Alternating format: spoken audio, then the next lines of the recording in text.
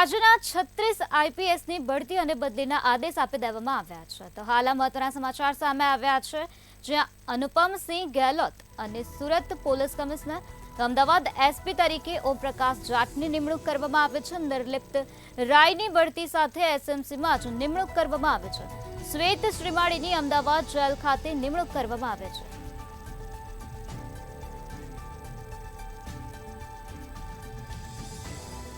તો શ્વેતા શ્રીમાળીની અમદાવાદ જેલ ખાતે નિમણૂક કરવામાં આવે છે। આજે રાજ્યના 35 આઈપીએસની બઢતી અને બદલીના આદેશ આપી દેવામાં આવ્યા છે।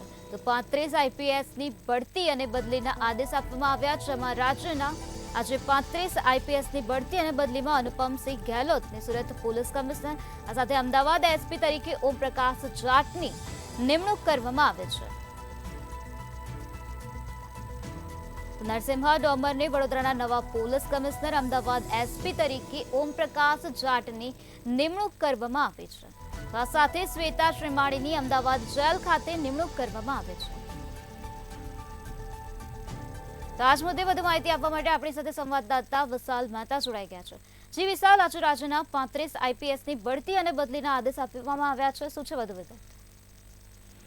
ચોક્કસથી જે રીતે બઢતી અને બદલીના આદેશની જે આતુરતાથી રાહ જોવાઈ રહી હતી, છેલ્લા ઘણા સમયથી પોલીસ બેડાની અંદર એ જ ચર્ચા ચાલતી હતી કે આખરે અધિકારીઓની બદલી ક્યારે આવશે। કારણ કે છેલ્લા ઘણા સમયથી આઈપીએસ અધિકારીઓની બદલી ડ્યુ થઈ ગઈ હતી અને કહી શકાય કે છેલ્લા 6 થી 8 મહિનાથી કાગડોળે રાહ જોવાતી હતી કે આજે બદલી આવશે ને ક્યારે કાલે બદલી આવશે, પરંતુ બદલી કોઈને કોઈ કારણસર લંબાતી હતી ને તેના કારણે જ અનેક પ્રશ્નો અને ચર્ચાનો દોર શરૂ થયો હતો। સાથે જ જો વાત કરીએ તો જે અત્યારે હાલમાં માહોલ છે ઇલેક્શન જાહેર થયું અને આચારસંહિતા લાગી ત્યારબાદ બદલી આવશે કે કેમ તે પણ સવાલો ઉઠવા પામ્યા હતા। ત્યારે મહત્વપૂર્ણ બાબત એ છે કે આ તમામ બાબતોની વચ્ચે આજે બદલીના ઓર્ડર જાહેર થઈ ગયા છે અને 35 અધિકારીઓની જે બદલી છે તે બદલીના આદેશ અપાયા છે। જેની અંદર ખાસ કરીને વાત કરીએ તો જે વડોદરાના જે કમિશનર હતા તે વડોદરાના કમિશનરની અત્યારે હાલમાં સુરત કમિશનર તરીકે બદલી કરાઈ છે અનુપમસિંહ ગેહલોતની।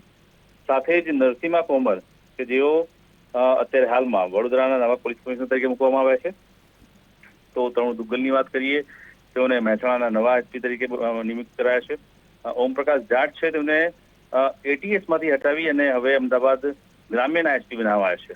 સાથે જ જે આર મોથલિયા કે જેઓ અમદાવાદ રેન્જ આઈજી તરીકે મૂકવામાં આવ્યા છે, તે પહેલા તેઓ કચ્છમાં હતા, પરંતુ હવે તેમને અમદાવાદ રેન્જ આઈજી તરીકેની નિમણૂક આપવામાં આવી છે। તો સાથે જ પ્રેમવીરસિંહ જેઓને અમદાવાદ રેન્જના જે ઇન્ચાર્જ આઈજી હતા ત્યાંથી હટાવી અને સુરત રેન્જના આઈજી બનાવવામાં આવ્યા છે।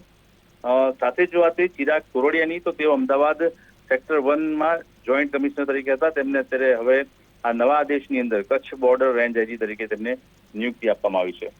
આ તમામની અંદર વાત કરવામાં આવે તો આ તમામ 35 જે અધિકારીઓ છે તેમાં અમુક અધિકારીઓની બદલી કરવામાં આવી છે। તો સાથે જ કેટલાક અધિકારી એવા છે કે તેમને બઢતીના અને ગ્રેડ પે વધારવાના આદેશ આપવામાં આવ્યા છે। એટલે 35 તમામ અધિકારીઓ કે જે છેલ્લા ઘણા સમયથી રાહ જોઈને બેઠા હતા કે આખરે બદલી ક્યારે આવશે, ત્યારે આ તમામ અધિકારીઓની બદલીનો અંત આવ્યો છે અને તેમને તમામની બદલીના આદેશ જાહેર થયા છે। રાજ્યમાં જે તમામ આઈપીએસ અધિકારીઓ છે તેમને બદલીના આદેશ થતા હવે પોલીસ બેડામાં ચર્ચાનો અને ખુશીનો દોર શરૂ થયો છે।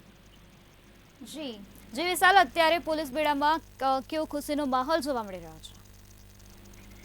ચોક્કસથી છેલ્લા ઘણા સમયથી જે આ રાહ જોવાઈ રહી હતી તેને લઈને અત્યારે હાલમાં જે આદેશો જાહેર થયા છે તેને લઈને ચોક્કસથી અધિકારીઓની અંદર ખુશીનો માહોલ જોવા મળી રહ્યો છે। કારણ કે આ જે બદલીના આદેશ છે તેની ઘણા સમયથી રાહ જોવામાં આવી રહી હતી કે આખરે બદલી ક્યારે આવશે। કોઈના કોઈ કારણોસર બદલી લંબાઈ રહી હતી, અટકાઈ રહી હતી અને ત્યારે જયારે ઇલેક્શન કે લોકસભા ઇલેક્શન જાહેર થઈ ગયું, આચારસંહિતા લાગી ગઈ, ત્યારે સૌથી મોટો પ્રશ્ન એ હતો કે હવે બદલી આવશે કે કેમ।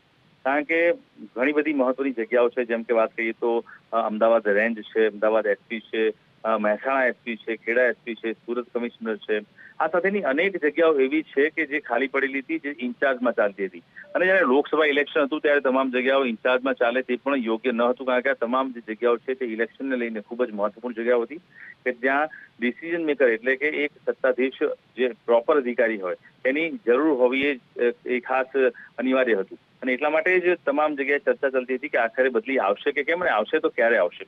આ તમામની વચ્ચે હવે જયારે બદલીના આદેશ થયા છે ત્યારે મહત્વપૂર્ણ જગ્યાઓ છે તે તમામ જગ્યાઓ અત્યારે હાલમાં ભરી દેવામાં આવી છે। જેમાં ખાસ કરીને મહેસાણામાં જોવા જઈએ તો મહેસાણામાં અમદાવાદ ઝોન 7માં જે તરુણ દુગ્ગલ હતા તે તરુણ દુગ્ગલને મહેસાણા એસપી તરીકે નિયુક્ત કરવામાં આવ્યા છે। સાથે જ સૌથી મોટી વાત કરીએ તો જે કસમકસ ચાલતી હતી કે સુરતની સીટ માટે સુરતના જે પોલીસ કમિશનર છે, તો આખરે સુરતના પોલીસ કમિશનર કોણ બનશે, કોના સિર પર તેનું તાજ લાગશે, તેને લઈને ઘણા અધિકારીઓ રેસમાં હતા.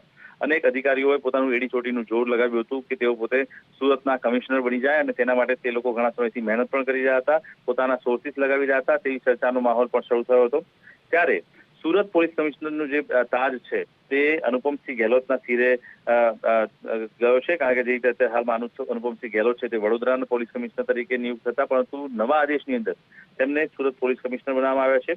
સાથે જ એટીએસમાં વાત કરીએ તો એટીએસમાં જે જાટ સાહેબ છે તે તેમને અત્યારે હાલમાં એટીએસમાંથી હટાવી અને ઓમપ્રકાશ જાટને હવે અમદાવાદ ગ્રામ્યના એસપી બનાવવામાં આવ્યા છે.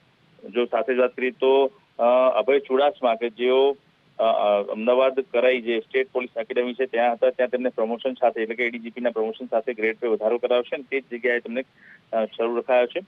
તો બીજી તરફ વાત કરીએ તો જે.આર. મોથલિયા કે જેઓ કચ્છ રેન્જના આઈજી હતા, તેમને હવે કચ્છ રેન્જથી અમદાવાદ ગ્રામ્યના આઈજી તરીકે તેમને નવી નિયુક્તિ આપવામાં આવી છે. સાથે જ વાત કરીએ તો સુભાષ ત્રિવેદી કે જેઓ સીઆઈડી ક્રાઇમમાં આઈજી તરીકે હતા, તેમને પ્રમોશન સાથે એટલે કે એડીજીપીના પ્રમોશન સાથે તેમને સીઆઈડી ક્રાઇમમાં નિયુક્તિ આપી છે અને પ્રમોશન સાથે ગ્રેડ પે પણ વધારો કરાવશે. તો મનોજ અગ્રવાલ કે જેઓ સિવિલ ડિફેન્સમાં હતા, તેમને પણ ગ્રેડ પેમાં વધારો અપાયો છે. અમદાવાદ જેલના જે ડીજીપી છે કે.એલ.એન. રાવ સાહેબ, ડોક્ટર કે.એલ.એન. રાવને પણ તેમને ગ્રેડ પેમાં વધારો કરીને પોતાની જગ્યા પર તેમને કાયમી રાખવામાં આવશે.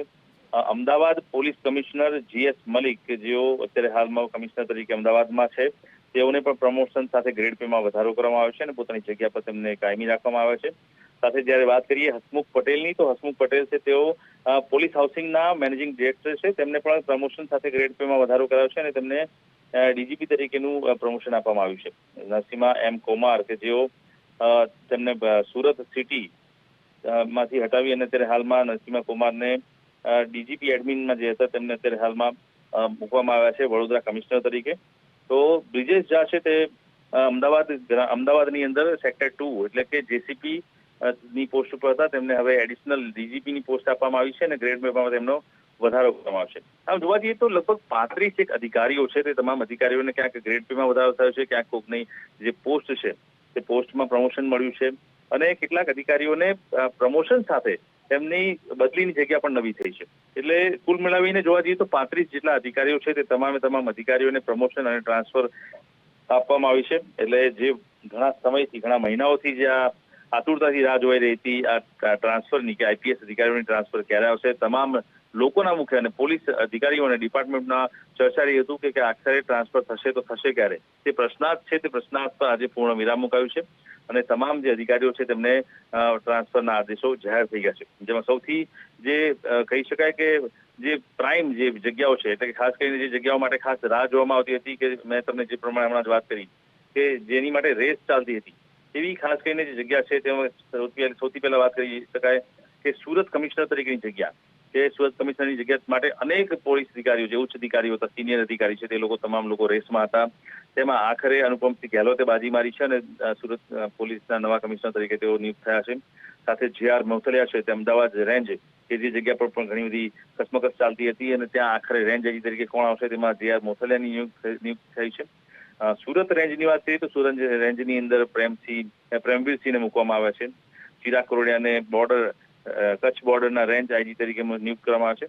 અને સાથે જ જો એસપીની વાત કરવામાં આવે તો મહેસાણા એસપી તરીકે તરુણ દુગ્ગલને, અમદાવાદ ગ્રામ્ય એસપી તરીકે ઓમપ્રકાશ જાટને અને નરસિમ્હા કુમાર છે તેમને વડોદરાના નવા કમિશનર તરીકે તેમની નિયુક્તિ કરવામાં આવી છે. એટલે આ તમામ જે મહત્વની જગ્યાઓ હતી ત્યાં છેલ્લા ઘણા સમયથી કસમકસ ચાલી રહી હતી, રેસ ચાલી રહી હતી અને ક્યાંક ને ક્યાંક ભલામણોનો દોર શરૂ હતો કે આખરે કોને ત્યાં સિલેક્ટ કરવા તે સરકાર માટે પણ એક મોટો પ્રશ્ન બની ગયો હતો કે આખરે મૂકીએ તો કોને મૂકીએ.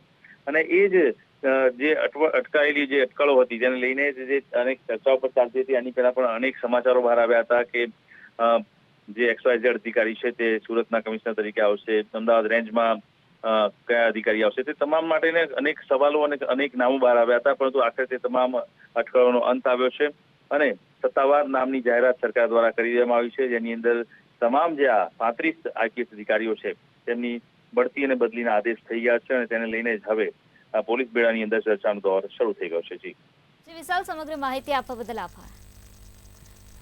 જ રીતે અમારા સંવાદદાતાએ જણાવ્યું કે આજે રાજ્યના 35 આઈપીએસની બઢતી અને બદલીના આદેશ આપવામાં આવ્યા છે. અમદાવાદમાં એસપી તરીકે ઓમપ્રકાશ જાટની નિમણૂક કરવામાં આવી તો પ્રેમવીર સિંહની સુરત રેન્જ આઈજી તરીકે નિમાયા છે. નિલેશ ઝાંઝડિયાની જૂનાગઢ રેન્જ આઈજી તરીકે નિમણૂક કરવામાં આવી તો આ સાથે ચિરાગ કોરડિયાની બોર્ડર રેન્જ આઈજી તરીકે નિમણૂક કરવામાં આવી છે. તો અમદાવાદના એસપી તરીકે ઓમપ્રકાશ જાટની નિમણૂક કરવામાં આવી છે.